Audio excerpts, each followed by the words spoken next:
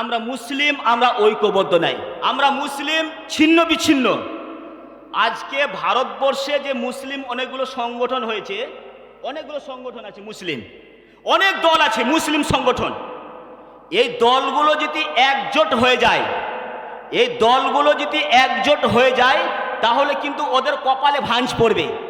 কিন্তু মুসলিম দলগুলো জোট হয়ে তো একজোট হচ্ছে না, এই জন্য তো আজকে আমাদেরকে মার খেতে হচ্ছে। জানেন, আমি ভারতবর্ষের নাগরিক, আমার পুরাতন দলিল আছে, ইংরেজ আমলের পিরিয়ডের আমার দলিল আছে, ইংরেজ পিরিয়ডের আমার বাড়ি আছে, ইংরেজ পিরিয়ডের আমার ঘর আছে, তারপরে আমাকে ভারতের নাগরিক প্রমাণ করার জন্য আমরা হিমশিম খেয়ে যাচ্ছি। জানেন, আমরা হিমশিম খেয়েছি কেন? এই সরকার বলছে আমাকে ক্ষমতায় থাকতে হবে, এনআরসি, এসআইআর এসব নিয়ে কঠিন চলছে এখন। এই সরকার যখন থেকে এসেছে, মোদী সরকার, শুধু আমাদেরকে কাগজ নিয়ে ছুটতে হচ্ছে। একবার নোটবন্দি তাও লাইন, একবার এনআরসি তাও লাইন, একবার লকডাউন তাও লাইন, একবার এসআইআর তাও লাইন। শান্তিতে নাই মানুষ। কেন? একটাই কারণ, আমরা যে মুসলমান, আমরা বিক্রয় হয়ে গেছি, টাকার বিনিময় বিক্রয় হয়ে গেছি। তা না হয় আপনাদের বাংলাদেশের উসমান হাদিকে ফাইসাল মারলো কে? মারলো কে? मुसलमान मान लो। मुझे मंजूर से बात किसी से शिकायत ना कर, अगर बात ही निकाले तो मैं क्या करूं? এগুলো আমার বলার ইচ্ছা নেই, তারপরেও আমি বলছি। আমার এগুলো বলার মোটেই ইচ্ছা ছিল না, তারপরেও বলতে হচ্ছে। বাংলাদেশের উসমান হাদি একটা খুব ভালো ছেলে বা খুব উচ্চ রঙ্কের শিক্ষিত ছেলে, তাকে শেষ করলো। তার কারণ মুশরিকরা জানতে পারলো, যারা তাগুতের গোলামি করে তারা জানতে পারলো এই ছেলেটা যদি বাংলাদেশে টিকে থাকে তাহলে আমাদের বাংলাদেশি সব শেষ করে দিবে, হক প্রতিষ্ঠাতা করবে, সেই জন্য ওকে শেষ করে দিল। যাই হোক, আমি অন্য দেশের মানুষ, এ বিষয়ে আলোচনা করতে চাইছি না। চলুন, তাহলে মুসলমানকে কি করতে হবে? একজোট হতে হবে, একত্রিত হতে হবে। সামান্য একটা দেশ ইসরায়েল, 80 লক্ষ ইসরায়েল, তাও সারা বিশ্বকে শাসন করছে। মুসলিম দেশ 57টা মুসলিম দেশ, মুসলিমরা যদি পেচ্ছাপ ফিরে দেয়, মুসলিমদের পেচ্ছাপে সারা বিশ্বের মানুষ ভেসে যাবে। তারপরেও আজকে আমরা সব জায়গাতে লাথি খাচ্ছি, সব জায়গাতে মার খাচ্ছি, সব জায়গাতে জুতা খাচ্ছি। খাচ্ছি না? খাচ্ছি। চলুন, আমি আর বেশি এদিকে যাচ্ছি না, তো আসল বিষয় দিকে চলে যাই। বিষয়টা হচ্ছে এই, আমি যে বিষয় নিয়ে আলোচনা করতে চলেছি সেই বিষয়টা হলো চাওয়া পাওয়া। আপনি জান্নাতে যেতে গেলে আপনাকে কি কি কাজ করা লাগবে। আর এটা মহিলাদের মাদ্রাসার জালসা, মহিলারাও অনেক বসে আছেন, সে মহিলাদেরকে উপদেশমূলক 2-4টা কথা আমি বলবো। অবশ্যই আপনারা ধৈর্যর পরিচয় দিয়ে জালসাটা শুনুন বা তাফসির শুনুন। তাফসির মাহফিলে যদি তাফসির না করি মানায় না। চলুন, বুখারীর একটা হাদিস, প্রথম খণ্ড, বুখারীর হাদিস, দ্বিতীয় খণ্ড, 580 পৃষ্ঠা। উহুদের যুদ্ধ নাম শুনেছেন? আন জাবের বিন আব্দুল্লাহ আন্নাহুমা আবাহু উস্তুশহিদা ইয়াউমা উহুদিন তারাকা আলাইহি দাইনান ওয়া তারাকা সিত্তা বানাতিন ফালাম্মা হাজারা জিজাজুন নাখি ক্বালা আতাইতু রাসূলুল্লাহ সাল্লাল্লাহু আলাইহি সাল্লাম ফাকালা কাদ আমিলতু। বুখারীর হাদিস, দ্বিতীয় খণ্ড, 580 পৃষ্ঠা। জাবেরের আব্বা উহুদের যুদ্ধে গেলেন। উহুদের যুদ্ধে গিয়ে উস্তুশহিদা ইয়াউমা উহুদিন, উহুদের যুদ্ধে অনেক মুশরিককে জাহান্নামে পাঠিয়ে দিলেন, তারপর নিজে শহীদ হয়ে গেলেন। উহুদের যুদ্ধ দ্বিতীয় হিজরিতে হয়েছিল। তো উহুদের যুদ্ধ আপনার একটা বিচক্ষণ সাহাবী ছিলেন, তার সেই সাহাবীটার নাম ছিল হানজালা। নাম শুনেছেন? হানজালা ওইখানে শহীদ হয়েছেন। তো উহুদের যুদ্ধে কতজন শহীদ হয়েছেন? 70 জন। কেন শহীদ হয়েছিলেন তারা? আল্লাহর নবী সাল্লাল্লাহু আলাইহি সাল্লাম বললেন, তোমাদের এই ঘাটিটা ছাড়বে না। তোমাদের কোনটা? মুসলিমরা ভাবলো, সাহাবীরা ভাবলেন যে আমরা তো জিতে গেছি, ঘাটিটা ছেড়ে দিই। ঘাটিটা ছেড়ে দিল, মুশরিকরা অন্যদিকে আক্রমণ করলো, তার সাহাবীরা কি করলেন? সাহাবীরা শহীদ হয়ে গেলেন। তো ওই যুদ্ধে কে শহীদ হয়েছিলেন? আপনার হানজালাও শহীদ হয়েছিলেন। তো হানজালার ঘটনাটা একটুকু বলে, বিবাহ তাহার যখন পড়া হয়ে গেল, হঠাৎ রাতে মধ্যে নবী ডাক দিল, ইসলাম দরদি যারা আছো মদিনাতে, তাড়াতাড়ি ছুটে এসো ইসলাম বাঁচাতে। মদিনাকে ঘিরে ফেলেছে কাফেরিরা, উচিত হবে না কারো খানিক দেরি করা। এ কথা শুনিল যখন হানজালা সে বীর, ঘর পানে গিয়া নিল হাতে তরবীর। প্রিয়তমা বিবি বলেন, স্বামী কোথায় যাবেন আপনি?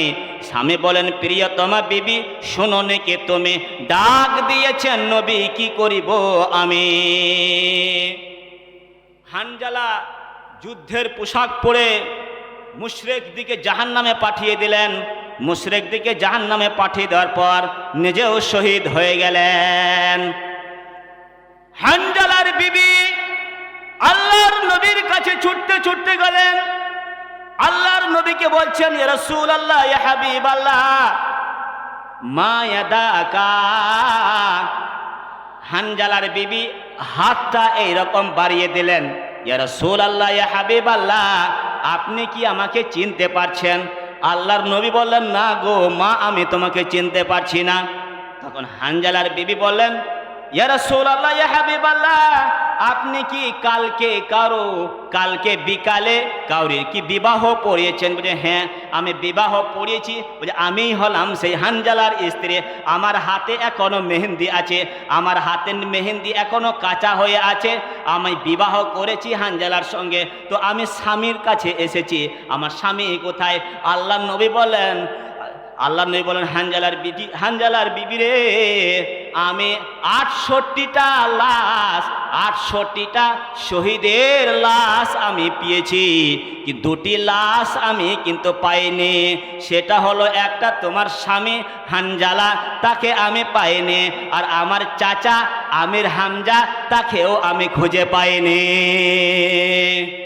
হানজালার বিবি বললেন, ইয়া রাসূলুল্লাহ, ইয়া হাবিবাল্লাহ, আমার স্বামী শহীদ হয়ে গেছেন, এজন্য আমার দুঃখ নয়। আমি একটা কথা বলতে এসেছি, যারা শহীদ হয়ে যায় তাদেরকে তো গোসল দেওয়া হয় না, তারা বিনা গোসলে তাদেরকে দাফন করা হয়। আল্লাহ রাব্বুল আলামিন কোরআনে বলছেন, ওয়াল্লাযীনা কুতিলু ফী সাবিলিল্লাহি ফালা ইউদিল্লা আমালাহুম। যা কেউ শহীদ গন্ডা, কেউ কিরিচের আঘাতে দাগ নিয়ে আল্লাহর কাছে দাঁড়াবেন, কেউ বোমার আঘাতের দাগ নিয়ে দাঁড়াবেন, কেউ বন্দুকের আঘাতের দাগ নিয়ে দাঁড়াবেন, কেউ পিস্তলের আঘাতের দাগ নিয়ে দাঁড়াবেন। আল্লাহ রাব্বুল আলামিন বলবেন, ও আমার শহীদ গন্ডা, তোমাদের এই দশা কেন? তো শহীদ গন্ডা বলবেন, ইসলামকে বাঁচিয়ে রাখার জন্য, কোরআনকে প্রতিষ্ঠিত করার জন্য, দিন কায়েমকে প্রতিষ্ঠিত করার জন্য মুশরিকদের সঙ্গে আমরা যুদ্ধ করেছি, জিহাদ করেছি, এই জন্য আমাদের শরীরগুলো এইরকম ক্ষতবিক্ষত। আল্লাহ রাব্বুল আলামিন বলবেন, আররাফাহুমুল জান্নাহ, যাও যাও আমার জান্নাতে তোমরা বিনা হিসেবে প্রবেশ করো। শহীদগণরা জান্নাতে বিনা হিসেবে প্রবেশ করবেন। তো হানজালার বিবি বললেন, ইয়া রাসূলুল্লাহ, ইয়া হাবিবাল্লাহ, আমার স্বামী আমার সঙ্গে আজকে শারীরিক সম্পর্ক করেছেন, মিলন করেছেন, তো আমার স্বামীর ফরজ গোসল প্রয়োজন আছে, এই জন্য আমি বললাম। তখন আল্লাহর নবী বললেন, ওই তো তোমার স্বামীকে আনা হচ্ছে। কারা আনছিল? 2 জন ফেরেশতা আনলেন, 2 জন ফেরেশতা তারা গোসল করিয়ে আনলেন। 2 জন ফেরেশতা হানজালার গোসল দিয়েছিলেন। কোন যুদ্ধে? উহুদের যুদ্ধে।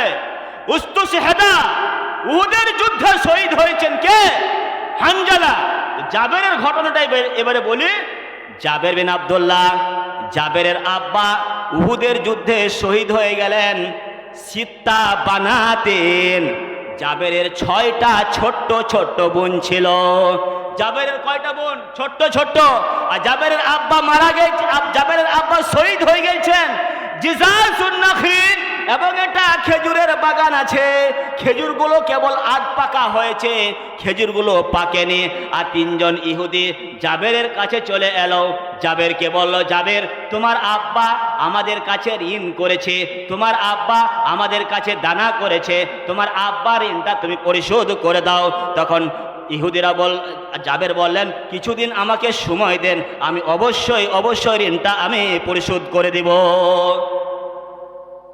ইহুদি বলল, না, তোমার আব্বা থাকলে বিশ্বাস করতাম, তোমার উপরে ভরসা করা যাবে না বা তোমার উপরে বিশ্বাস করা যাবে না, তো তোমাকে ঋণটা পরিশোধ করতেই হবে।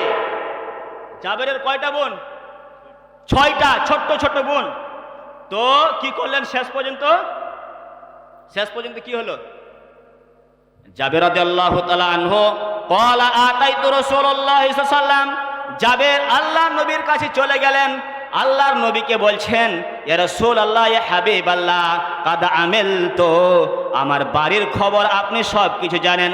আমার আব্বা উহুদের যুদ্ধে শহীদ হয়েছেন এবং জিজাজুন নাখি, এবং আমাদের ফলের একটা বাগান আছে, খেজুরের বাগান আছে, এবং আমার আব্বা ইহুদিদের কাছে দাইনান ঋণদানা করেছেন, এবং কি আমার সিত্তা বানাতেন, আমার 6টা ছোট্ট ছোট্ট বোন আছে, এবং ইহুদিরা আমাকে খুব চাপ দিচ্ছে।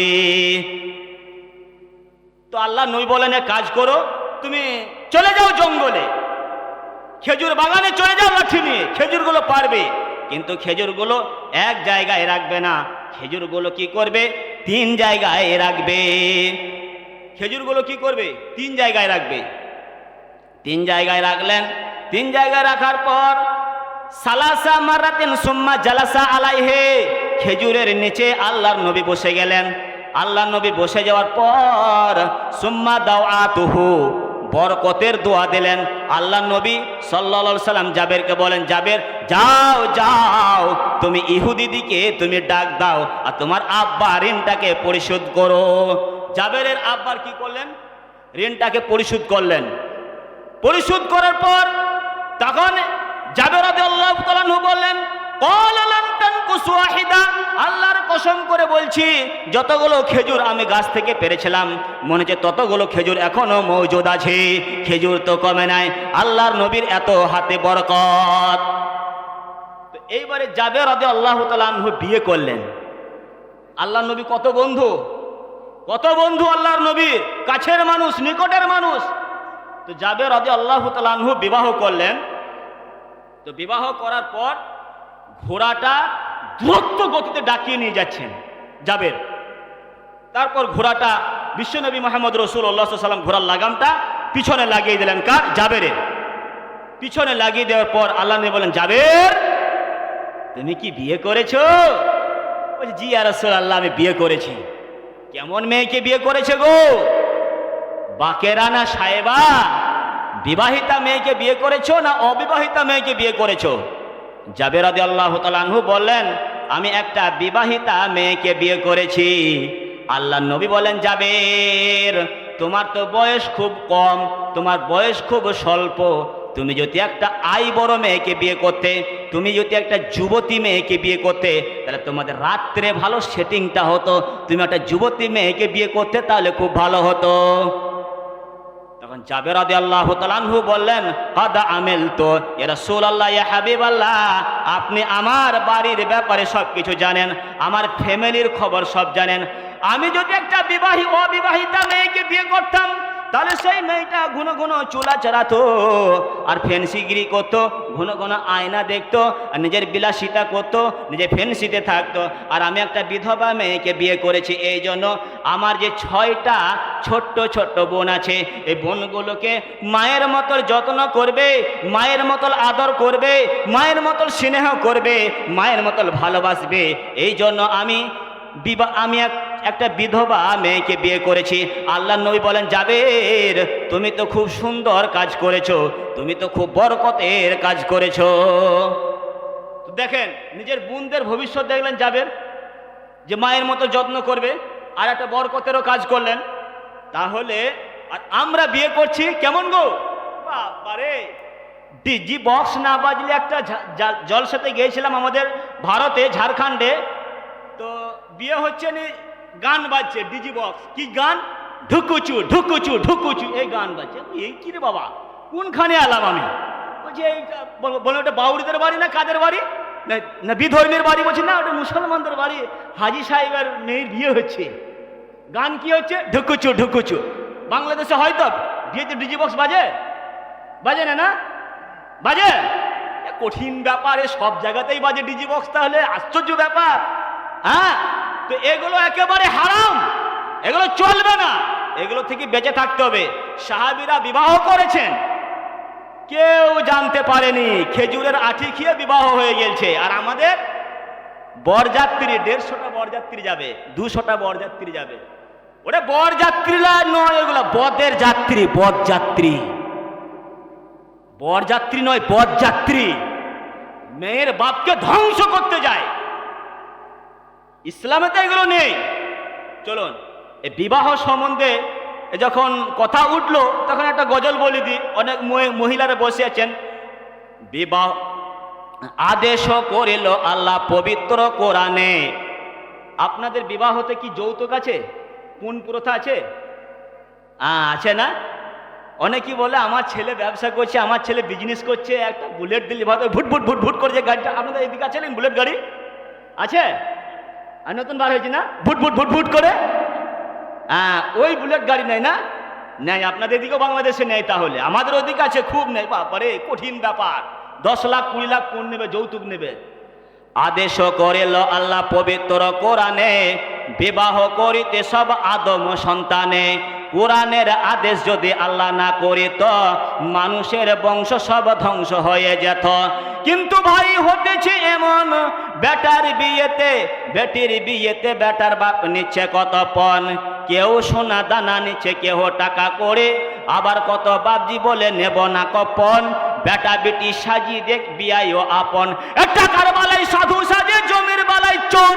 এই টাকার বালাই সাধু সাজে, জমির বালাই চোর। বর্তমানে বেটার বাপ এমনি হারামখোর। এই চোর লোকে চুরি করে অন্ধকার হলে, এই চোর লোকে চুরি করে অন্ধকার হলে, আর বেটার বাপ করে চুরি দিনেরই উজ্জ্বলে।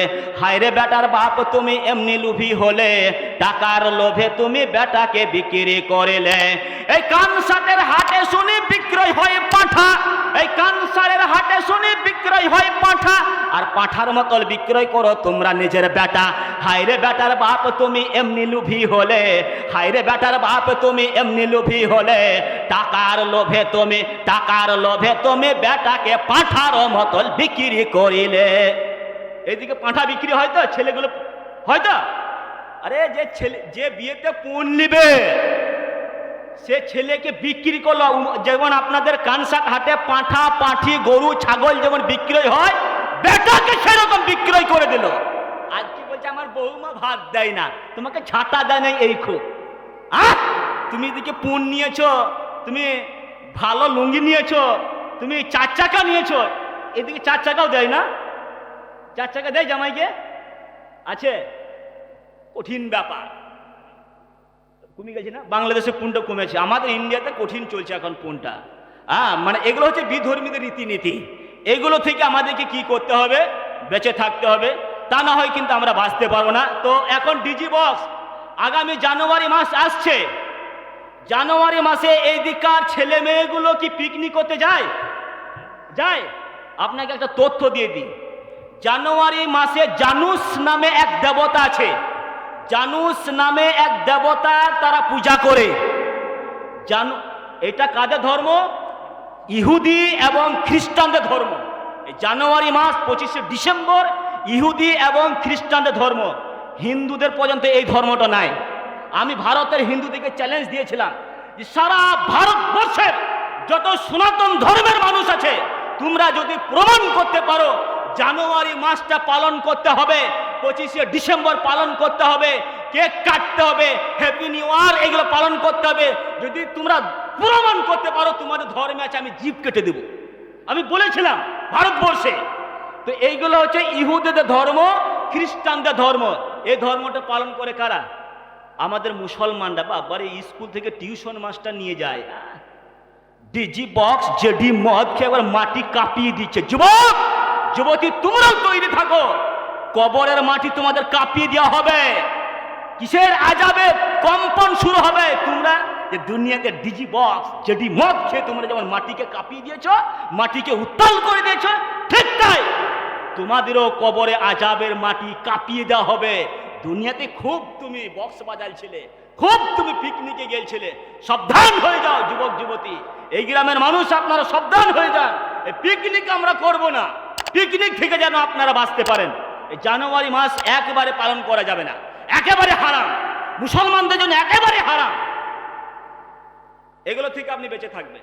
এগুলো থেকে যেটা আপনি না বাঁচতে পারেন, আপনার কিন্তু বাঁচাও নয়, আপনি কিন্তু বাঁচতে পারবেন না।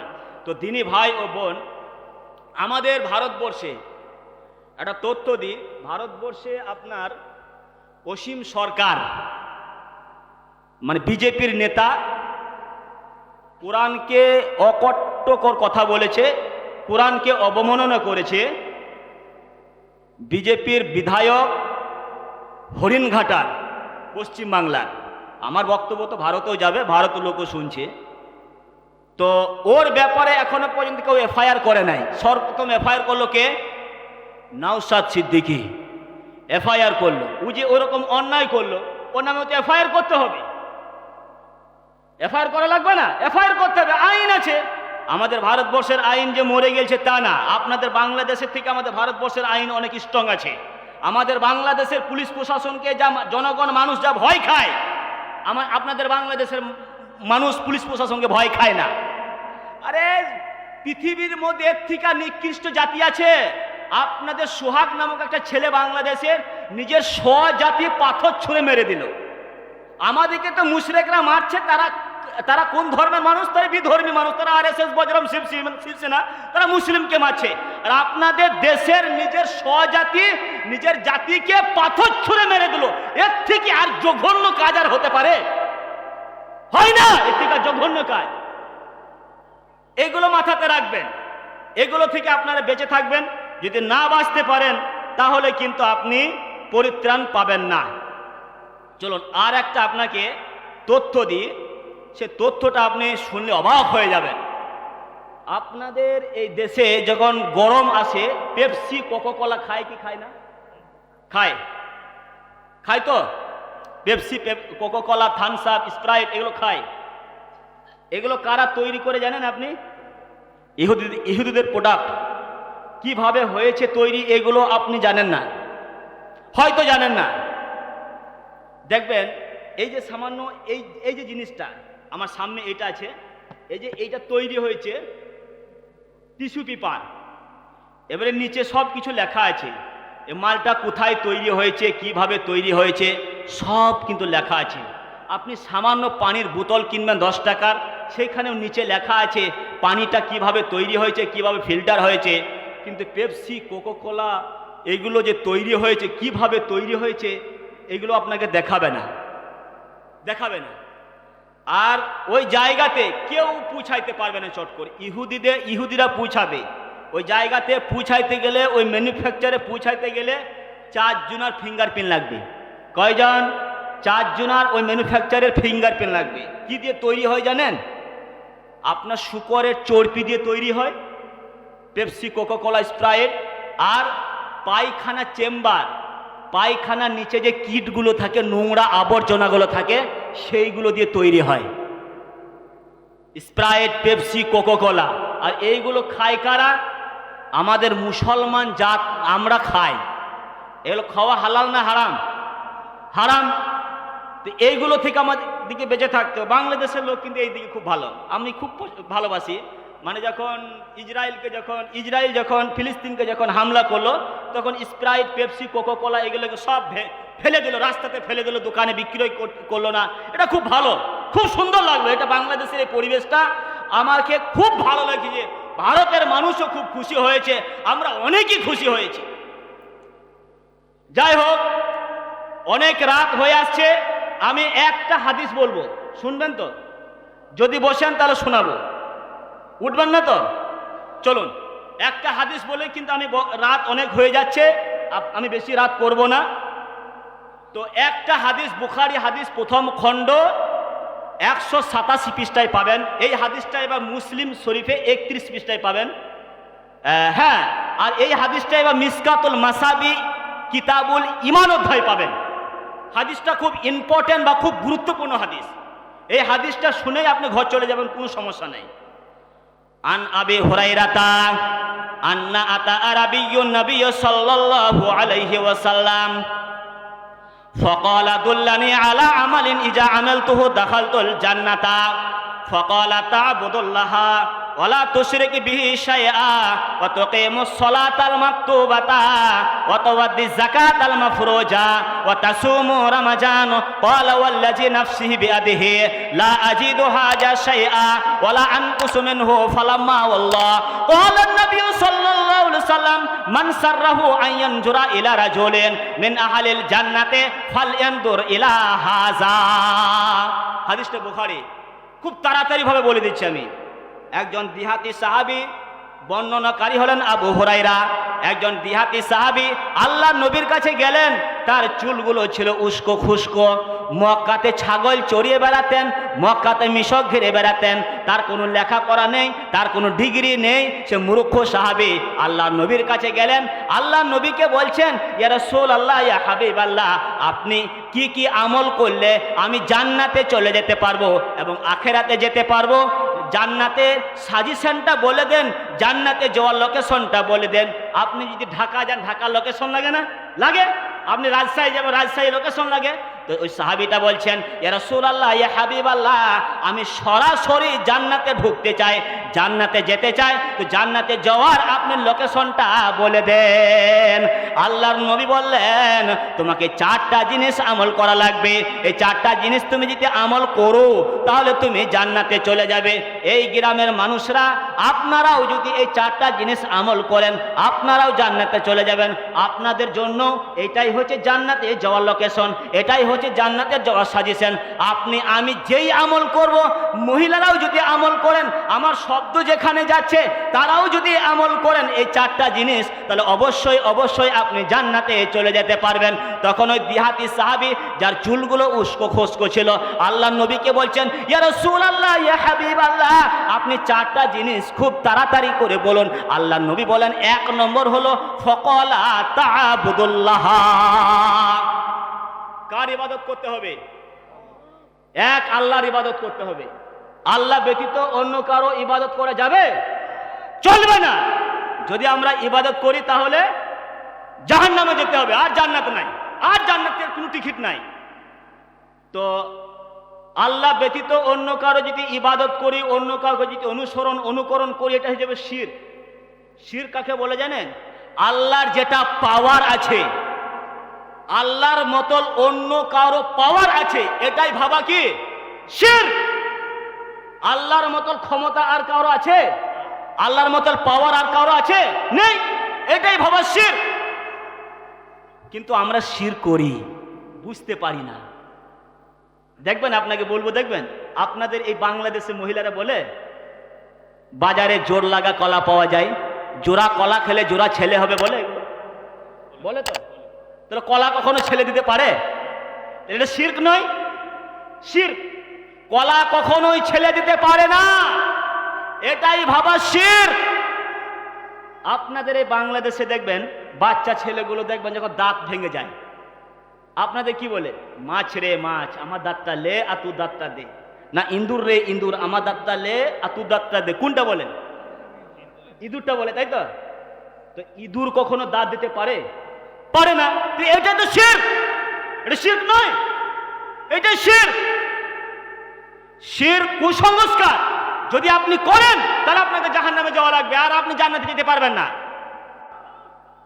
দেখবেন এই মেয়েরা যখন স্বামী মারা যায়, যখন খবর পায়, মেয়েদের খবর যখন আসে, তখন মেয়েরা কি করে? চুড়িটা খসে দেয়, তাই তো? আর কি করে? কানের জিনিস খুলে দেয়, নাক ফুল খুলে দেয়, সোনার গহনাগুলো খুলে দেয়। দেয় কি দেয় না? পৃথিবীর কোনো আলেম আপনাকে বলেছেন? এগুলো কারা বলে? গ্রামের নানি দাদিরা বলে। এই মশলা, এই ফতোয়া কাদের? মহিলাদের ফতোয়া, হাদিসুন নেসা। এগুলো মেয়েরা বলে, এগুলো মেয়েদের মন করা হাদিস। আরে হাতে চুরি পরাই তো হাদিসে নেই, তো ভাঙ্গার দলিল কোথায় পেলেন? হাতের চুরি পরাই তো দলিল নাই, তো ভাঙ্গার দলিল আপনি কোথায় পেয়েছেন? তারপর অনেক মেয়েরা সাদা শাড়ি পরে। এই আপনি কেন সাদা শাড়ি পরবেন? এগুলো হিন্দুদের রীতিনীতি। আর মেয়েরা যে নাকের নাক ফুল, কানের জিনিস, সোনার গহনা খুলে দেয়, এগুলো খোলা যাবে না। আপনি পড়বেন, কোনো সমস্যা নাই। যে স্বামী মারা গেলে এগুলো খুলতে হয়, এগুলোই কুসংস্কার। ইসলামের মধ্যে এগুলো কি কুসংস্কার। এই কুসংস্কার থেকে আমাকে আপনাকে বেঁচে থাকতে হবে। আপনাদের এখানে বলে যে শুকরের নাম মুখে উচ্চারণ করতে নেই, বলে বাংলাদেশে বলে? এগুলো কে বলেছে বলেন তো? এগুলো হাদিস শুনেছে, এগুলো মেয়েরা বলে। আপনার প্রয়োজন পড়লে শুকরের নাম, কুকুরের নাম, যার নাম তার ইচ্ছা বলতে পারেন।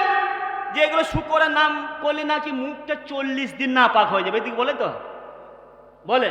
এগুলো কুসংস্কার। আমি কিছু কিছু ছোট ছোট জিনিসগুলো বলে যাচ্ছি, এগুলো শুনে রাখুন, এগুলো কুসংস্কার। আপনি দ্রুত গতিতে বাইক চালাচ্ছেন বা 4 চাকা চালাচ্ছেন, আপনার সামনে একটা বিড়াল চলে এলো, আপনি কি বলেন? বিড়াল চলে এলে গাড়িটা ব্রেক করতে হয়, দাঁড়িয়ে যেতে হয়, না হয় বিপদ হবে, বলে তো বাংলাদেশে এগুলো বলা হয়। আরে বিড়াল সে নিজে বাঁচার জন্য ছুটে যাচ্ছে, আর এ পাগল বলছে যে বিড়াল চলে আসছে, যদি না ব্রেক মারি তাহলে বিপদ আসবে। আরে বিড়াল তো নিজে বাঁচার জন্য ছুটছে, বিড়াল তোমাকে কি বাঁচাবে? এটা তো কুসংস্কার। এর কুসংস্কার নয়। এরকম শিরকের মতো আকীদা আমাদের রাখলে হবে না। আমাদের আকীদা পরিশুদ্ধ রাখতে হবে। অনেক মানুষ, ইনার বাপ মনে করুন অসুস্থ আছেন, ইনি ঢাকা মেডিকেলে নিয়ে গেলেন, নিয়ে যাওয়ার টার্গেট রাখলেন, রাজশাহীতে মারা গেল, মনে করে নেন মারা গেল। মারা যাওয়ার পর ইনি তখন বলছেন, বা আমি বলছি, হ্যাঁ তুহিন ভাই যদি ঠিক সময় মতো যদি ঢাকাতে যদি ভর্তি করতো, তাহলে ওর আব্বা মনে হয় মারা যেত না, ওর আব্বা বেঁচে যেত। ওরে ও তো মৃত্যু ওইখানেই লেখা আছে, রাজশাহীতেই লেখা আছে। আমরা কি বলি? এমক ডাক্তার খুব ভালো ডাক্তার ছিল বলে আমার আব্বা বাঁচলো, এই ডাক্তারের চিকিৎসাতে আমার আব্বা বাঁচলো। এগুলো আমরা বলি কি বলি না? আমরা বলি এইগুলো বললে আপনার ইমান নষ্ট হয়ে যাবে, আপনার ইমান শেষ হয়ে যাবে। আমরা উজু নষ্ট হওয়ার, আমরা কি উজু নষ্ট হওয়ার এগুলো জানি? যে বায়ু হলে উজু নষ্ট হয়, বমি করলে উজু নষ্ট হয়, শরীর থেকে ব্লাড বের হলে উজু নষ্ট হয়। আপনার যে ইমানটা নষ্ট হবে এগুলো আপনি জানেন? এগুলো তো জানা লাগবে।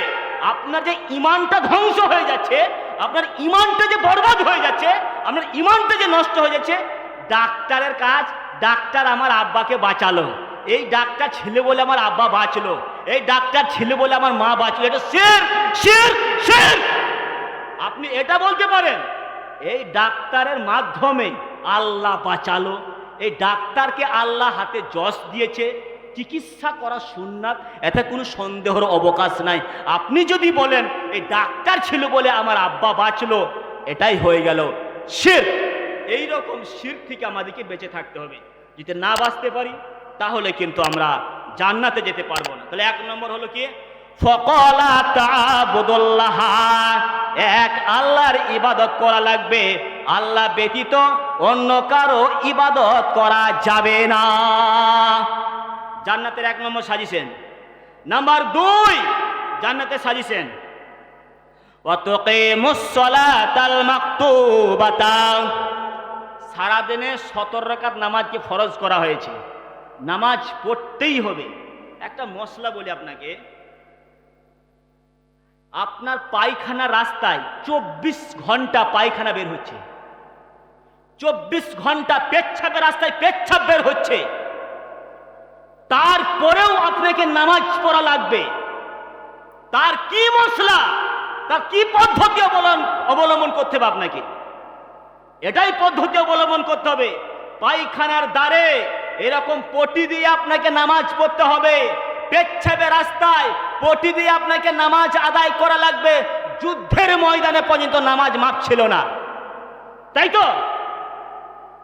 তাহলে নামাজ পড়া লাগবে। এগুলো আপনাদেরকে একটু নতুন নতুন লাগছে না? লাগছে নতুন নতুন একটু। এরকম মশলা শুনেছেন? এরকম মশলা সোশ্যাল মিডিয়াতে পাবেন না। যে আপনার পায়খানা রাস্তায় যদি 24 ঘন্টা যদি পায়খানা বের হয়, তারপরেও পায়খানা রাস্তায় আপনাকে লুটি দিয়ে নামাজ পড়তে হবে, পেচ্ছাপের রাস্তায় আপনাকে লুটি দিয়ে নামাজ আদায় করতে হবে, পটি দিয়ে নামাজ আদায় করতে হবে। নামাজ কাউরির জন্য মাপ নাই, পুরুষের জন্য নামাজ মাপ নাই। মহিলাদের ক্ষেত্রে বিষয় আলাদা, মহিলাদের মাসে মাসে আগত হয়, মাসে মাসে বিদায় নেয়, মহিলাদের ক্ষেত্রে বিষয়টা আলাদা। আপনাদের বাংলাদেশের লোক বলে কি না আমি জানি না, আমাদের ইন্ডিয়ার লোক বলে। দেখবেন এক শ্রেণী মানুষ আছে, সে শুধু রমজান মাসে রমজান মাসে রোজা রাখবে, নামাজ পড়বে, সে কিন্তু মুসলমান বলে দাবি করে, সে মুসলমান বলে দাবি করে। আর এক শ্রেণী মানুষ আছে, দেখবেন শুধু ঈদের নামাজ পড়ে, সেও মুসলমান বলে দাবি করে। আর এক শ্রেণী মানুষ আছে, সে শুধু জুমার নামাজ পড়বে, সেও মুসলমান বলে দাবি করে। আর এক শ্রেণী মানুষ আছে, দেখবেন সে শুধু কেউ মারা গেল গ্রামের, জানাজার নামাজটা পড়তে যায়, সেও কিন্তু মুসলমান বলে দাবি করে। করে না? করে। আর এক শ্রেণী মানুষ আছে, সে কোনো নামাজই পড়ে না, সেও মুসলমান বলে দাবি করে। তার দাবিটাও মিথ্যা নয়। কেন? আধার কার্ডে তার নাম মুসলমান, ভোটার কার্ডে তার নাম মুসলমান, প্যান কার্ডে তার নাম মুসলমান, আই কার্ডে তার নাম মুসলমান, আপনার সব কার্ডে তার নাম মুসলমান, দলিলে তার নাম মুসলমান। কে আমাকে এই গ্রাম থেকে বার করতে পারবে? মুসলমানের নাম রেখে মুসলমান হওয়া যায় না। হযরত মুহাম্মদ সাল্লাল্লাহু আলাইহি ওয়াসাল্লাম বলেন, মান তারাকা সালাত মুতাআম্মিদান ফাকাদ কাফারা। মুসলমান আর কাফেরের মধ্যে পার্থক্য হলো যে নামাজ, যে নামাজ পড়লে সে মুসলমান, আর যে নামাজ পড়লে সে কাফের। কে বলছেন? হযরত মুহাম্মদ সাল্লাল্লাহু আলাইহি ওয়াসাল্লাম পরিষ্কার জানিয়ে দিলেন। চলুন আপনাকে তথ্য দিই। আমাদের ভারতবর্ষের মুখ্যমন্ত্রী মমতা ব্যানার্জি, তিনি কিন্তু মাজারে যায়, রমজান মাসে ইফতারের পার্টিতে যায়, হিজাব পরে, এরকম ভাবে হিজাব পরে এইভাবে ঠিক হাত তুলে এইভাবে দোয়া করে, সে কলেমা লা ইলাহা ইল্লাল্লাহ পড়ে, মুহাম্মাদুর রাসূলুল্লাহ পড়ে। মমতাকে আপনারা কেউ কি মুসলমান বলেন? বলেন না। আমাদের রবীন্দ্রনাথ ঠাকুর, তার লম্বা দাড়ি, আমার থেকে লম্বা দাড়ি। বিশ্বকবি রবীন্দ্রনাথ ঠাকুরকে আমরা সবাই চিনি। তো বিশ্বকবি রবীন্দ্রনাথ ঠাকুরকে কি আমরা মুসলমান বলি? বলি না। শুভেন্দ্র অধিকারী, আপনাদের বাংলাদেশের পরম শত্রু হলো শুভেন্দ্র অধিকারী। শুভেন্দ্র অধিকারী আমাদের ভারতবর্ষে শিহাবুদ্দিনের বাড়িতে 3 বাটি গরুর মাংস খেয়েছে, তাকে কি মুসলমান বলা যাবে? যাবে না। তাহলে গরুর মাংস খেলে মুসলমান হওয়া যায় না, মুসলমানের নাম রেখে মুসলমান হওয়া যায় না, কলেমা পড়লে মুসলমান হওয়া যায় না, দাড়ি রাখলে মুসলমান হওয়া যায় না। মুসলমান হতে গেলে কি করা লাগবে? নামাজ পড়া লাগবে। নামাজ পড়লে মুসলমান, নামাজ না পড়লে বিধর্মী। নামাজ পড়লে মুসলমান, নামাজ না পড়লে কাফের। ঠিকঠাক বলে? এটা কোনো সন্দেহের অবকাশ আছে? অবকাশ নাই। তাহলে নামাজ পড়া লাগবে। আপনার বাড়িতে আপনার যে ছেলে মেয়েরা নামাজ পড়েন, আপনি কবার তলব দিয়েছেন? আপনার ছেলে যদি ইনকাম না করে, আপনার ছেলে যদি স্কুল না যায়, আপনার ছেলেকে আপনি বলেন না কাঁচা কমচির বাড়িতে পাছার চাম তুলে দেবো? আপনি বলেন কি বলেন না? বলেন তো? বলেন। কিন্তু আপনার ছেলে 7 বছর থেকে ট্রেনিং, 10 বছর যখন হয়ে যাবে, তখন আপনাকে ছেলেকে কি করতে হবে? হাদিসের ভাষায় আল্লাহ নবী বলছেন ইয়াজরিবু হুম, আপনার ছেলেকে মারতে হবে, কাঁচা কমচির বাড়ি দিয়ে পাছার চামকে লাল করে দিতে হবে নামাজ দিতে না পড়ে। একটাও গার্জেন, আপনার ছেলে 10 বছর বয়স হয়েছে, আপনার ছেলে মসজিদে নামাজ পড়তে যায় না, আপনার মেয়ে নামাজ পড়ে না, একটা লোক হাত তুলে বলুন তো যে আমার ছেলেকে বাড়ি মেরেছি? একটা লোক হাত তুলে বলেন, পারবেন হাত তুলে? কিন্তু আপনার ছেলে একদিন স্কুল যদি না যায়, আপনি কাঁচা কমচি দিয়ে বাড়ি মেরেছেন? আছে প্রমাণ? আপনার ছেলে স্কুল যদি না যায়, কলেজ যদি না যায়, পড়াশোনা যদি না করে, টিউশন যদি না যায়, আপনার ছেলেকে আপনি বাড়ি মেরেছেন। মারাও বাড়ি মারে, থাপ্পড় দেয়, দেয় কি দেয় না? এর প্রমাণ অনেক আছে। কিন্তু আপনার ছেলে যে নামাজ পড়ে না, আপনার মেয়ে যে নামাজ পড়ে না, আপনার মেয়েকে কিন্তু আপনি কাঁচা কঞ্চির বাড়ি দেখান নাই, আপনার ছেলেকে আপনার মেয়েকে আপনি মারেন নাই। আল্লাহ বলছে গার্জিয়ান জন্ম দিলে বাপ হওয়া যায় না। শুকর নামে একটা প্রাণী আছে, 1 বছরে 1.5 ডজন মানে 18টা বাচ্চা জন্ম দেয়। আপনি যদি বলেন বাচ্চা দিলে পুরুষ হওয়া যায়, তাহলে শুকরও তো অনেক বাচ্চা জন্ম দেয়, 1.5 ডজন। জন্ম দিলেই পিতা হওয়া যায় না, জন্ম দিলেই মাতা হওয়া যায় না। পিতা মাতার অনেক দায়িত্ব আছে, পিতা মাতার অনেক কর্তব্য আছে, এই কর্তব্যগুলোকে পালন করতে হবে। আপনার ছেলে যদি নামাজ না পড়ে, হাদিসের ভাষায় বলছে ছেলে যদি নামাজ না পড়ে, ছেলে যদি বেনামাজি হয় আর বাপ যদি নামাজি হয়, বাপের ফারায়েজ সম্পত্তির ভাগ ছেলে পাবে? পাবে না। তার কারণ একজন মুসলিমের সম্পদ, মুসলিমের অর্থ একটা বিধর্মী কোনোদিন ভাগ পেতে পারে না। আপনি নামাজি, আপনার ছেলে নামাজ পড়ে না, তার মানে আপনার ছেলে বিধর্মী হয়ে গেছে। আপনার ছেলে যদি নামাজ না পড়ে আপনি ঘর থেকে বার করে দেন। আপনার ছেলে যদি নামাজ না পড়ে আপনার ছেলেকে আপনি বাড়ি থেকে বিদায় করে দেন, নামাজ পড়বি না মানে তোকে আমার বাড়িতে রাখা যাবে না। যদি এই রকম পদক্ষেপ নেন তাহলে কিন্তু আপনি কবরে বেঁচে যাবেন, কবরে আপনি শান্তি পাবেন। আর যদি আপনার ছেলে নামাজ পড়ছেন, একসঙ্গেই বসে ভাত খাচ্ছেন, আদর করে করে আয় বেটা ভাতটা খা, ঠিক আছে তুই মোবাইলটা দেখ, টিভিটা দেখ, ভাত খা, এরকম ছেলেকে আদর করে করে ভাত খাচ্ছেন, আল্লাহ বলছে আয় তুই কাঁচা কঞ্চির বাড়িতে কবরে শেখবো, আয় একবার। ঠিক না ব্যাঠিক? চলুন তাহলে 2 নম্বর হলো নামাজ। তোমরা নামাজকে কায়েম করো, নামাজকে প্রতিষ্ঠাতা করো। এই কোরআনের পাতাটাকে আপনি তন্ন তন্ন করে খুঁজুন, এক জায়গাতেও আপনি দেখাইতে পারবেন না যে নামাজ পড়ো, নামাজ পড়ো। এই ভাষাটা কেউ যদি দেখাতে পারেন, আমি এই বাংলাদেশের জিপটা কেটে দিয়ে চলে যাব এখান থেকে। নামাজ পড়ার কথা কোরআনে লেখা নেই, নামাজ কায়েম করার কথা এসেছে। আপনার গ্রামের মাতাল, আপনার গ্রামের সুদখোর, আপনার গ্রামের ঘুষখোর, আপনার গ্রামের জিনাখোর, আপনার গ্রামের হারামখোর, এরা যদি নামাজ না পড়ে আপনি নামাজের দাওয়াত দিতে যান, নামাজের দাওয়াত দিয়ে আসুন যে বাপ নামাজ পড়ো। এবারে আপনি বলছেন যে মৌলানা সাহেব ওই ছেলেটা ইসলাম কবুল করবে না, ওই ছেলেটা নামাজ পড়বে না, লাল পানি সাদা পানি কালো পানি জাম পানি ম্যাকডল নম্বর 1 আপনার জেডি মদ ফেন্সেটি খেয়ে ঘুমিয়ে রয়েছে, ও ছেলে নামাজ পড়বে না, ও ছেলে হেদায়েত পাবে না। আপনি এইরকম আমরা বলি, আমরা অনেক মৌলানা সাহেব, হুজুর সাহেব, মাস্টার সাহেব, ডাক্তার সাহেব আমরা এগুলো বলে থাকি। আমি বলে যাচ্ছি, নসিবউদ্দিন সালাফি ভারত থেকে আমি বলে যাচ্ছি, আপনি যদি আপনার প্রতিবেশীগুলোকে দাওয়াত, যদি আপনি নামাজে দাওয়াত যদি না দেন আপনার নামাজ হবে না।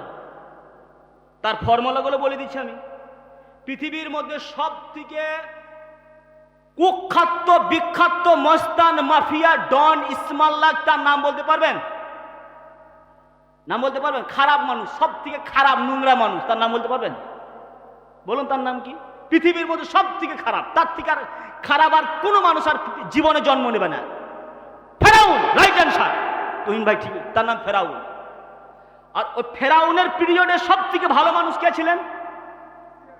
না, মুসা আলাইহিস সালাম। কি নাম? এই মুসাকে দাওয়াত কে, মুসা আলাইহিস সালাম কাকে দাওয়াত দিতে গেলেন? ফেরাউনকে। আল্লাহ রাব্বুল আলামিন বললেন ইজহাব ইলা ফিরআউনা ইন্নাহু তাগা, যাও মুসা ফেরাউনের কাছে দাওয়াত নিয়ে যাও। ফেরাউন তাগগিরি করছে, ফেরাউন সীমা লঙ্ঘন করছে, ফেরাউন অন্যায় করছে, ফেরাউনের কাছে দাওয়াত নিয়ে যাও। তাহলে ওই পিরিয়ডে সব থেকে ভালো মানুষ কে ছিলেন? মুসা। আর ওই পিরিয়ডে খারাপ মানুষ কে? ফেরাউন। এখানে একটা পয়েন্ট, আমার সব বক্তব্য যদি ভুলে যান এটা কিন্তু ভুলবেন না, আমি দয়া করে বলছি। ধরেন বেনামাজি যদি মুরগি জবাই করে, মুরগির মাংস হারাম। বেনামাজি যদি গরু জবাই করে, মাংস খাওয়া হারাম, একেবারে হারাম, সন্দেহের কোনো গল্প নাই। ওটা পরে বলবো, বসেন, আপনার হবে, সব ওষুধ আছে, অসুবিধা নেই। বেশ, তাহলে ফেরাউনের কাছে দাওয়াত নিয়ে কে যাচ্ছে? মুসা। এখানে একটা মারাত্মক পয়েন্ট লুকিয়ে আছে। সারা পৃথিবীর মানুষ জানুক চাই না জানুক, আল্লাহ জানতেন তো যে ফেরাউনের কাছে যতই দাওয়াত নিয়ে যাওয়া হোক ফেরাউন দাওয়াত কবুল করবে না। এটা কে জানতেন? আল্লাহ জানতেন। তারপরেও আল্লাহ সুবহানাহু ওয়া তাআলা কাকে পাঠালেন? মুসা আলাইহিস সালামকে ফেরাউনের কাছে, ক্রিমিনাল ফেরাউনের কাছে পাঠালেন। পাঠাননি? পাঠিয়েছেন। তাহলে আমি বা এই গ্রামের হুজুর, এই সভাপতি সাহেব, আমি কি মুসার থেকে বেশি পবিত্র না মুসার থেকে বেশি ইমানদার মানুষ? আমরা হতে পারবো না। আর আপনার গ্রামের মাতাল, সুদখোর, ঘুষখোর, জিনাখোর, হিরোইন কির, চুল্লুখোর, সে কি ফেরাউনের থেকে খারাপ? ফেরাউন তো নিজেকে আনা রাব্বুকুমুল আলা, নিজেকে আল্লাহ বলে দাবি করেছিল, নিজেকে প্রভু বলে দাবি করেছিল। ফেরাউন করে নাই? করেছিল। তাহলে ফেরাউনের মতো খারাপ লোককে দাওয়াত দিতে যাচ্ছে মুসা, আর আপনি 2 টাকার হুজুর, 4 টাকার হুজুর, 2 টাকার এমপি, 5 টাকার এমপি, 5 টাকার এমএলএ, আপনি বলছেন না এই গ্রামের মাতালকে দাওয়াত দিয়ে যাবে না, এই গ্রামের হারামখুর, সুদখুর, ঘুষখুর, জিনাখুর একে দাওয়াত দিতে যাব না। আপনাকে দাওয়াত দিতে যাবে। এবারে একটা পুরুষ নুমল সাহেব, ও তো নামাজ পড়বে না, আপনার দরকার নেই, ও নামাজ পড়ুক না পড়ুক আপনার কোনো যায় আসে না। দোয়া করে দেবো? আচ্ছা আচ্ছা আচ্ছা, হ্যাঁ, ও নামাজ পড়ুক চাই নাই পড়ুক আপনার কোনো যায় আসে না। আপনি দাওয়াত দিতে যাবেন, আপনি নামাজের দাওয়াত দিতে যাবেন। 5 মিনিট, 10 মিনিট, আচ্ছা, অনেক রাত হয়ে গেছে তো। আচ্ছা আচ্ছা আচ্ছা, বেশ ঠিক আছে, মাশাআল্লাহ। বেশ, এইখানে একটা পয়েন্ট আছে, এই দেখেন, ঔষধ কোম্পানি, একটু গল্প করেন না, আমার মাইন্ড ওদিকে চলে যাচ্ছে। ঔষধ কোম্পানি দেখবেন অনেকজন আসেন ডাক্তারের কাছে, ডাক্তারকে এসে কি বলেন, ডাক্তার বাবু এই ওষুধটা খুব ভালো, এই কোম্পানির ওষুধটা খুব ভালো, আপনি রুগীকে লিখবেন, রুগীকে প্রেসক্রিপশন হিসেবে লিখবেন। সে কিন্তু ওষুধ বিক্রয় করতে আসে না, কোম্পানি কি করতে আসে, প্রচার করতে আসে। সে কোম্পানির কাছে বেতন পাবে কি পাবে না? পাবে। তো আমরা বেনামাজির কাছে যদি নামাজের দাওয়াত দিতে যাই, ও মসজিদ আসলো কি না আসলো কোনো আপনার যায় আসে না। আপনি আল্লাহর কাছে বেতন পাবেন কি পাবেন না? পাবো। আল্লাহর বেতন কি? জান্নাত। আপনি যদি একটা বেনামাজিকে দাওয়াত দিতে যান আপনি কিন্তু জান্নাত পাবেন, এটা সন্দেহের কোনো অবকাশ নাই। তাহলে আপনাকে দাওয়াত দিতে লাগবে, দাওয়াত দেওয়া লাগবে। আপনাকে দাওয়াত দিতেই হবে। যে নামাজ পড়ে না তার বাড়িতে আপনি যাবেন, দাওয়াত দিতে যাবেন। ফেরাউনের কাছে দাওয়াত নিয়ে গেছে কে? মুসা আলাইহিস সালাম। আমরা কেন দাওয়াত নিয়ে যাব না? ফেরাউন কত বড় ক্রিমিনাল। মহিলারা অনেকেই মনে হচ্ছে আশেপাশে বসে আছেন, দেখেন ফেরাউন কত বড় ক্রিমিনাল। দেখেন আসিয়ার ঘটনা আমরা শুনেছি, ঘটনা শুনি নাই তা নয়। দেখেন আসিয়া কত আল্লাহওয়ালা মেয়ে। এখানে দেখেন এটা আবার মহিলা বানাতের জালসা। ফেরাউন নিজেকে কি বলে দাবি করলো? আল্লাহ বলে দাবি করলো, আনা রব্বুকুমুল আলা, তোমরা আমাকে আল্লাহ বলে মেনে নাও। অনেক মানুষ আল্লাহ বলে মেনেছিল, কে মানে নাই? আসিয়া মানে নাই। আসিয়া বলল তোমাকে আমি স্বামী বলবো, 1বার নয় 100 বার, 1 কোটি বার স্বামী বলে মানব, কিন্তু একবার আমি আল্লাহ বলে মানব না। ফেরাউন তখন আসিয়ার ওপরে টর্চার শুরু করলো, আঘাত শুরু করলো। আসিয়ার বাপকে ডাকলো, আসিয়ার ভাইকে ডাকলো, আসিয়ার মাকে ডাকলো, সবাইকে ডাকলো যে তোমার মেয়েকে বুঝাও, তোমার বোনকে বুঝাও, তোমার বিটিকে বুঝাও। আসিয়ার মা বলল, বেটি রে, ফেরাউনকে একবার আল্লাহ বলে মেনে নে, যদি আল্লাহ বলে মেনে নিস তাহলে তো রানী হয়ে যাবি, তুই স্বর্গ পেয়ে যাবি। আসিয়া বলল, খবরদার, আমি কোনোদিন আল্লাহ বলে মানতে পারবো না। আল্লাহ হচ্ছে একজন, আল্লাহ হচ্ছে একজন, আমি কোনোদিন আমি ফেরাউনকে আল্লাহ বলতে পারবো না। আসিয়ার ভাই বলল, তাহলে আমার বাড়ি, আসিয়ার মা বলল আমার বাড়ির চৌকাটা দরজা বন্ধ, কোনোদিন আমার বাড়ির চৌকাটায় প্রবেশ করবি না। আসিয়ার মা বলল, বেটিরে আল্লাহ বল। আসিয়ার ভাই বলল, আসিয়ার বাপ বলল আল্লাহ বল। বলছে আল্লাহ বলবো না। বলছে আমাদের বাড়ির চৌকাটা দরজা বন্ধ। ফেরাউন বলল আমারও বাড়ির চৌকাটা দরজা বন্ধ। ফেরাউন কি করলো? আসিয়ার উপরে বুলডোজার চাপিয়ে দিল। আসিয়া আল্লাহ রাব্বুল আলামিনকে বলছেন, আল্লাহ পাক, আমার বাপের বাড়ির দরজা বন্ধ, ভাইয়ের বাড়ির দরজা বন্ধ, স্বামীর বাড়ির দরজা বন্ধ, মায়ের চৌকাটা দরজা বন্ধ। ইন্দাকা বাইতা মিনাল জান্নাতে, আল্লাহ পাক তোমার জান্নাতের দরজাটা আমার জন্য খুলে দাও। আল্লাহ বলছেন, আসিয়া রে, চিন্তা করিস না, চিন্তা করিস না, ইন্দাকা বাইতা মিনাল জান্না, তোর জন্য জান্নাতের দরজা খোলা আছে। সব বাড়ির দরজা বন্ধ হয়ে গেল। বাপ, ভাই, মা, বোন, স্বামী, কেউ বাড়ির সব চৌকাটা দরজা বন্ধ করে দিল। আল্লাহর জান্নাতের দরজা কি করল? আসিয়াকে দেখিয়ে দিল। এই আসিয়ার মতলই একটা মহিলা আমাদের পৃথিবীতে একজন আছেন, নির্যাতিতা মহিলা। সে মহিলাটার নাম বলবো? কেউ বলতে পারবেন? সারা বিশ্বে একজন মহিলা, আসিয়ার মতো নির্যাতিতা মহিলা একজন আছেন। জানেন কেউ নামটা? না, এখন বেঁচে আছেন উনি? না, মহিলাটা এখনো বেঁচে আছে, এখনো আছে, এখনো বেঁচে আছে মহিলাটা। কেউ নামটা বলতে পারবেন? বলতে পারবেন না? ডক্টর আফিয়া সিদ্দিকা, নাম শুনেছেন? ডক্টর আফিয়া সিদ্দিকা, মহিলা মাদ্রাসা, এই জন্য আমি বলতে বাধ্য হচ্ছি। ডক্টর আফিয়া সিদ্দিকা কোরআনের হাফেজা ছিলেন। 18টা বিষয়ে তিনি পিএইচডি করেছেন। কে? ডক্টর আফিয়া সিদ্দিকা। আমেরিকাতে চাকরি করতেন, আমেরিকার সব থেকে বড় ইউনিভার্সিটিতে পড়াশোনা করেছেন ডক্টর আফিয়া সিদ্দিকা। ডক্টর আফিয়া সিদ্দিকা কোরআনকে নিয়ে গবেষণা করতেন, কোরআনকে নিয়ে রিসার্চ করতেন। ডক্টর আফিয়া সিদ্দিকার মাধ্যমে আমেরিকার অনেক মানুষ ইসলাম কবুল করেছেন। ডক্টর আফিয়া সিদ্দিকার মাধ্যমে যারা উলঙ্গ হয়ে ড্যান্স করত, তারা অনেক মহিলা, তারা বুরখা পরেছে, তারা হিজাব পরেছে, তারা ইসলাম কবুল করেছে অনেক মহিলা। ডক্টর আফিয়া সিদ্দিকার বাড়ি হচ্ছে আপনার ইথা, পাকিস্তান। 22 বছর কারাগারে আছে, আমেরিকার কারাগারে 22 বছর থেকে আছে। ডক্টর আফিয়াকে বলা হলো, আফিয়া তোমাকে মুক্তি করে দিব। তুমি এই কোরআনের আফিয়াকে কি করা হলো? উলঙ্গ করা হলো, উলঙ্গ ন্যাংটা করা হলো।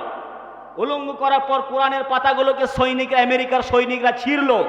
ছিঁড়ার পর বলল, এই কোরআনের উপরে তুমি পেচ্ছাপ ফিরো, এই কোরআনের উপরে তুমি পা দিয়ে চলো। ডক্টর আফিয়া সিদ্দিকা বলো, না, আমি কোরআনের হাফেজা, কোনো মতেই আমি এই কাজ করতে পারি না। ডক্টর আফিয়া সিদ্দিকাকে গুলি করা হয়েছে। কি করা হয়েছে? গুলি করা হয়েছে ডক্টর আফিয়া সিদ্দিকাকে। ডক্টর আফিয়া সিদ্দিকার ব্রেনটাকে নষ্ট করা হয়েছে। ডক্টর আফিয়া সিদ্দিকাকে যখন আমেরিকার পার্লামেন্টে যখন নিয়ে যাওয়া হলো, তখন একটা সামান্য ছোট্ট মতো চাদর ঢাকা নিয়ে আমেরিকার পার্লামেন্টে বিচার যেখানে হয় সেইখানে নিয়ে যাওয়া হলো। নিয়ে যাওয়ার পর ডক্টর আফিয়া সিদ্দিকাকে বলল, বিচারক বলল, জাস্টিস বলল, আফিয়া তোমার কি ইচ্ছা বলো। তখন ডক্টর আফিয়া সিদ্দিকা বলেন, আমার কোনো ইচ্ছা নাই। তার কারণ আপনাকে তো সরকার পাওয়ার দিয়েছে, আপনাকে তো সরকার ক্ষমতা দিয়েছে। আমার সঙ্গে আপনার সৈনিকরা আমার সঙ্গে সেক্স করছে, আপনার সৈনিকরা আমার সঙ্গে রেপ করছে, আপনি তো সেই পাওয়ার দিয়েছেন। এর বিচার পৃথিবীর কোনো মানুষের কাছে আমি চাই না, এর বিচার আল্লাহ করবেন। 22 বছর থেকে এখনো আমেরিকার কারাগারে আছে ডক্টর আফিয়া সিদ্দিকা। তাকে এখনো তাকে ধর্ষণ করছে মুশরিকরা। এই নির্যাতিতা মহিলা এখনো আমাদের পৃথিবীতে আছে। এই মহিলাটা একদিন স্বপ্ন দেখেছে। কি স্বপ্ন জানেন? যে আমার কাছে, মানে মহিলাটা আল্লাহ নবী সাল্লাল্লাহু আলাইহি ওয়াসাল্লামের একটা স্বপ্ন দেখলেন। স্বপ্নটা কি? আল্লাহ নবীকে বলছেন, যে রাসূলুল্লাহ, আর আমি সহ্য করতে পারছি না, এত অত্যাচার আমি সহ্য করতে পারছি না। তখন ওই মহিলাটা বলছে, তখন আল্লাহ নবী সাল্লাল্লাহু আলাইহি ওয়াসাল্লাম বলছেন যে ডক্টর আফিয়া সিদ্দিকা, শোনো, তোমার থেকেও আর একজন মহিলা নির্যাতিতা হয়েছে। সেই মহিলাটার নাম হচ্ছে ফেরাউনের স্ত্রী আসিয়া। আসিয়ার থেকে কি তুমি বেশি নির্যাতিতা হয়েছ? এই স্বপ্নের মাধ্যমে এইটা কে দেখেছে? ডক্টর আফিয়া সিদ্দিকা। এবং স্বপ্নের মাধ্যমে মুসা আলাইহিস সালামকে ডক্টর আফিয়া সিদ্দিকা দেখেছেন। তাহলে এই আফিয়া সিদ্দিকা আমাদের এখনো, আমাদের বোন, কাউরির মা এখনো বেঁচে আছেন, এখনো নির্যাতিতা, এখনো তার উপরে টর্চার চলছে, তার ব্রেনকে নষ্ট করে। কেন? এই কোরআনকে ভালোবেসেছে, এই কোরআনকে মুখস্থ করেছে। কোরআন শুধু পড়লে হয় না, কানা অন্ধ কানা হাফেজের মতো শুধু পড়লে হয় না। কোরআনকে নিয়ে যদি আপনি যদি গবেষণা করেন, আর সেই গবেষণা যদি সারা বিশ্বর কাছে যদি প্রচার করেন, আপনারও এই অবস্থা হবে। আমাদের ভারতের নীরব মোদী 11,000 কোটি টাকা ভারতবর্ষ থেকে চুরি করে নিয়ে গেছে। কত বড় অন্যায়! চুরি করে দেশ থেকে নিয়ে গেছে। আপনাদের হাসিনা সরকার যেমন এই বাংলাদেশ থেকে চুরি করে নিয়ে চলে গেছে ভারতে, দিল্লিতে আছে, ঠিক আমাদের নরেন্দ্র মোদী ভারতের টাকা নিয়ে চলে গেছে, অন্য দেশে সুইস ব্যাংকে টাকা রেখেছে। আমাদের ভারতবর্ষে অনেক জিনাখোর মানুষ, তারা শান্তিতে ঘুরে বেড়াইছে, তারা বাস করছে। আমাদের ভারতে যে প্রধানমন্ত্রী অসংখ্য মানুষকে গুজরাটের দাঙ্গায় হত্যা করেছে, সেও দেশে আছে, সে দেশের প্রধানমন্ত্রী, তারাও বাস করছে। যে রেপ করছে সেও আমাদের দেশে বাস করছে, যে চুরি করছে সেও আমাদের দেশে বাস করছে, সবাই বাস করছে। একটা মানুষ আমাদের দেশে থাকতে পায় না, তার নাম জানেন? একটা ভালো মানুষ, doctor Zakir Naik, right answer. এই ভাই খুব বিচক্ষণ, ব্রেন খুব একবারে কাচের মতন ব্রেনের ভাই, মাশাল্লাহ। ডক্টর জাকির নায়েক কি একটা মেয়েকে রেপ করেছে আপনার কাছে খবর আছে? কারোর টাকা চুরি করছে খবর আছে? ধর্ষণ করছে খবর আছে? খবর নাই। কিন্তু এই ডক্টর জাকির নায়েক নিজের দেশে থাকতে পারলো না। যে চোর নীরব মোদী, চোর 11,000 কোটি টাকা চুরি করেছে, তাকে দেশে আনার চেষ্টা চলছে, চলছে না? চলছে। কেন? ডক্টর জাকির নায়েক কেন নিজের দেশ ছাড়লেন? তিনি কোরআনের সঠিক ব্যাখ্যা করেছেন, সঠিক বিশ্লেষণ। আমেরিকার যে মেয়েরা ন্যাংটো উলঙ্গ হয়ে ড্যান্স করত, সেই আমেরিকা শিকাগোর শহরে 3 ঘন্টা ইংরাজিতে লেকচার দিয়েছে, হাজার হাজার মানুষ তারা মুসলমান হয়ে গেল।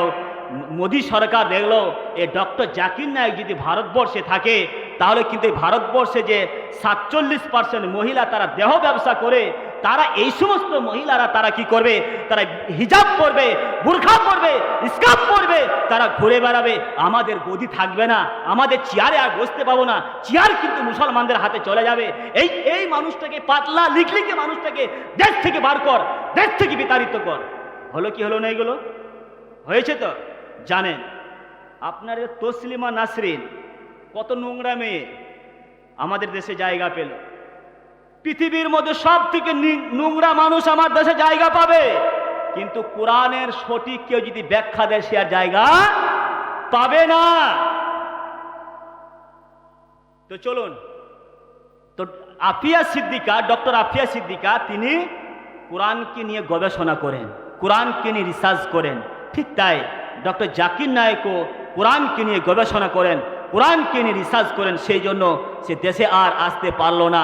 আপনাদের বাংলাদেশে আসার কথা ছিল এই আপনার 29শে ডিসেম্বর, না এই মাসে, গতকালকে নাকি গত মাসে আসার কথা ছিল।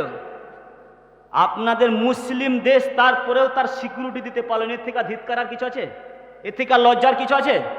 আপনাদেরও সেরকম স্বাধীনতা নেই যে একটা মুসলিম দেশ, মুসলিম দেশে ডক্টর জাকির নায়েককে আনতে গেলে অনেক বাধা দিচ্ছে, অনেক বাধা। আপনারা আনতে পারলেন না, তাকে নিয়ে প্রোগ্রাম করতে পারলেন। আপনাদের তারেক মনোয়ার একটা কথা বলেছেন, আমার খুব ভালো লেগেছে, যে ডক্টর জাকির নায়েক যদি বাংলাদেশে আসেন, তাহলে আমরা সঠিকভাবে নামাজটা অন্তত পড়তে পারবো, নামাজের মশলা মশাইলগুলো যেগুলো বলবে সঠিকভাবে আমরা জানতে পারবো। ডক্টর জাকির নায়েকের বক্তব্য কখনো শুনেছেন? শুনেছেন অবশ্যই, কিন্তু এই রকম ধরনের কখনো শুনেছেন? হানাফি নিয়ে, আল হাদিস নিয়ে, বেরেলভি নিয়ে এরকম বক্তব্য শুনেছেন? এরকম শুনেন নাই। তিনি কাদিকে বেশি দাওয়াত দিয়েছেন? বিধর্মী দিকে, ঐক্যবদ্ধ। কি বলেছেন? সবাই এক হও, সবাই ঐক্যবদ্ধ হও। শুধু এই ভাষা, বারবার শুধু এই ভাষা বলেন নাই? অবশ্যই বলেছেন। কিন্তু ডক্টর জাকির নায়েক কোনোদিন হানাফি, আল হাদিস, বিরেলি, মাঝ ভান্ডারি, ফুলটুরসি মাঝহাব নিয়ে কোনোদিন আজও পর্যন্ত বক্তব্য তিনি রাখেন।